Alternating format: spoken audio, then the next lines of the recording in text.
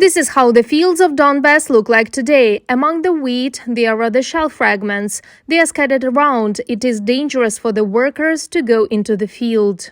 The Lysychansk oil refinery is on fire. The Russian occupiers once again fired at its territory. It burns in several places at once. The glow is visible on the horizon. Settlements are just there. In Lysychansk, in one of the courtyards of a residential area, we can see a man near a fire. Serhiy cooks kulish porridge and fries the lard near the entrance of the house.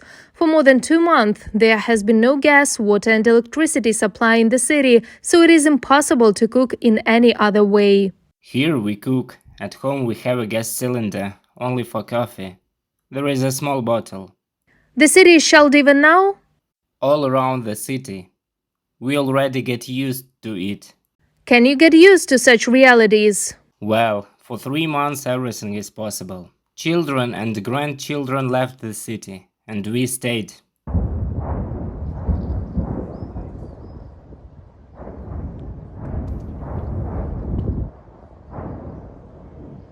Right now you hear what is happening in Lysychansk. The sounds of explosions practically do not stop. The Russians use all possible weapons, including heavy artillery and aircraft. Curfew in Lysychansk was introduced for 4 days. Locals cannot leave shelters and yards because of the increased number of victims.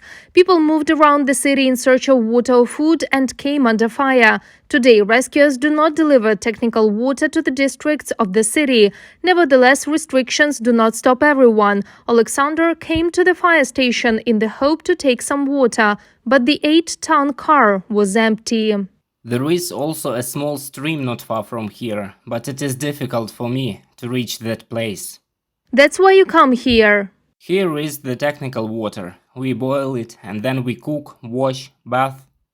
There is no water at all. This is how we survive. No electricity, no gas, no water, no communications, nothing. Well, at least the humanitarian aid helps. We can't even wash. Have you already forgotten what it is? Yes. Well, people come to wash the dishes a little, and that's it. Nothing at all. Don't you have possibilities to leave the city? Well, the father does not receive a pension, and the post office does not work. For the 4th month without a pension, we are sitting on beans, on humanitarian aid only. Well, thank God that people help. Otherwise, it would be difficult. My father is a disabled person. He is bedridden, so I can't go anywhere with him. This is how the center of Lysychansk looks like today. Torn wires, shelled buildings and half-empty streets. It is almost impossible to meet people on the streets today. People are either in shelters or at home. Flour, rice, biscuits. This is the warehouse of the humanitarian headquarters in Lysychansk. About 300 more humanitarian kits were brought here today. Volunteers distribute daily to locals, and due to this humanitarian headquarters, people in the frontline city of Lysychansk survive, because no shops, no pharmacies, nothing works. And in fact, the humanitarian headquarters in the city today is the only place where it is possible to get food.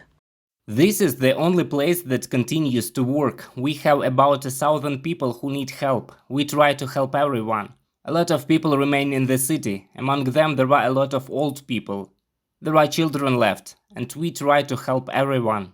In spite of prolonged curfew, humanitarian aid is delivered to the city. Volunteers enter Lysychansk with special passes issued by the local authorities. We brought humanitarian aid from Dnipro. About 300 kits. This is a food package that Anna and her group handed over to Dnipro. This is the Luhansk Youth Center. Here is a set for 2 people. Some of the packages collected by volunteers have addresses written on it. These are the addresses for volunteers to deliver humanitarian aid on bicycles. Because of the heavy shelling, something is constantly burning in Lysychansk. All the ways in Lysychansk can be compared with a life lottery today. On the highway outside the village, our crew came under fire. Fortunately, we had only a flat tire from a scattered projectile, but the route of life, Lysychansk-Bakhmut, today is extremely dangerous. Reported by Marina Stepanenko, Anastasia Volkova, UATV News.